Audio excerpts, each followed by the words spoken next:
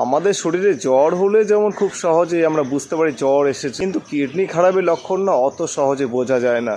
কারো কারো ক্ষেত্রে তো 50 থেকে 60% পর্যন্ত কিডনি নষ্ট হওয়ার পরেও তেমন লক্ষণ প্রকাশ পায় না।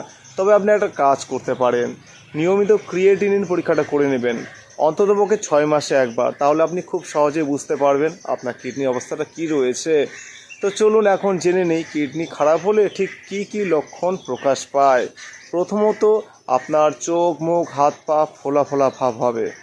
দ্বিতীয়ত, পিঠের পেছনে বা আপনার এই দুই পাশে হালকা ব্যথা হতে পারে। পুরো শরীর খসখসে হবে এবং পুরো শরীরে চুলকানি হবে। তারপরে আপনার প্রস্রাবের পরিমাণ হয় বেড়ে যাবে, না হয় খুব কমে যাবে।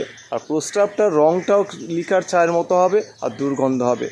যেখানে প্রস্রাব করবেন দেখবেন ওখানে ফেনা হচ্ছে, আর এই ফেনা খুব সহজে চলে যায় না, দীর্ঘক্ষণ থাকে।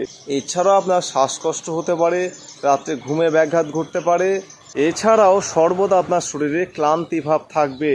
তারপরে আপনার রক্তচাপটাকে কন্ট্রোলে রাখা যাবে না, অনেকটা বেড়ে যাবে, উচ্চ রক্তচাপের সমস্যা হবে আপনার মধ্যে এই লক্ষণগুলো যদি প্রকাশ পায় তো দ্রুত চিকিৎসকের কাছে যান এবং বিভিন্ন টেস্ট করে শিওর হন যে আপনার কিডনির সমস্যা হয়েছে। যদি সম্ভব হয় এই গুরুত্বপূর্ণ ভিডিওটা শেয়ার করে সকলকে জানার সুযোগ করে দিন। ধন্যবাদ।